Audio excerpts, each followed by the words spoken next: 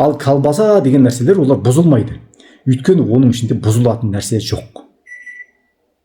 Ал кез келген тамақты мен жегенде ол асқазанға барып ыдырау керек, ашу керек. Көрдіңіздер ме?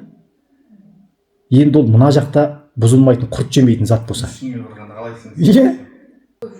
Жалпы енді оны ұзын сөздің қысқасы, жалпы мына колбаса дейді, шұжықтар магазиндегі. Енді бәрі Аллаға шүкір тамақ. Тамақ деп айтуға енді қорқамыз. Тамақ емес деп айтуға қорқамыз да. Соған зар болып қалдырмасын Алла тағала. Бірақ ол колбаса деген жалпы бұл столға қойып қойсам бұзыла ма? Бір жұма. Қалай ойлайсың? Бұзылмайды, иә? Бұзыла ма? Бұзылмайды ғой. Тушенкада жылдап тұра береді аның ішінде.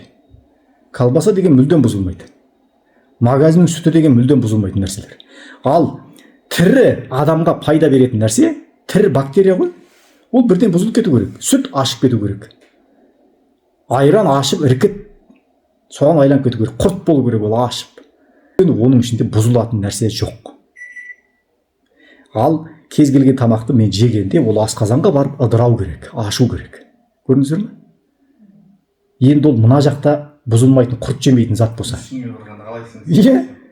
Ол менің асқазаныма барғанда ол қалай ыдырап ол ашып маған сіңіп бір күш қуат бере алады маған. Түсіндіре алдың ба? Сондықтан тірі нәрсе болу керек. Кәдімгі ет әкелдің де қойдың, сасып кетеді. Сүтті әкеп сауып қойсаң ашып кетеді. Тағы немене? Бірдемені қойсаң көгеріп кетеді, жеміс жидек. Шіріп, иә?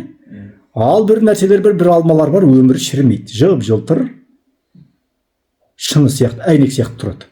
Бір құрт оған бармайды. Неге? Қазіргі ұндардың өзінде құрт бармайды. Көбелек те түспейді. Өйткені ол ішінде неше түрлі гендар бар, неше түрлі қосып тастаған құрт жемейтін болды. Дәрі ғой, былай айтқанда. Колбаса деген сол.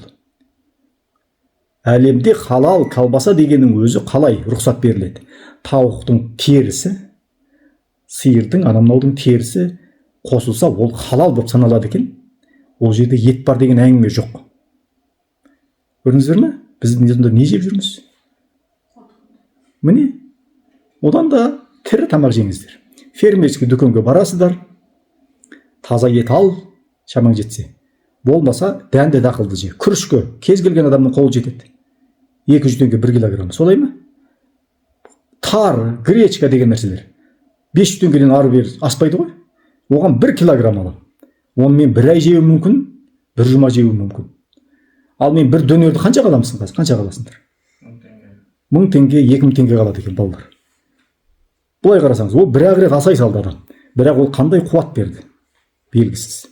Сондықтан адамдардың шаршап, күш қуат жоқ, ақша жетпейді дегеннің көбі осыған келіп тіреледі екен.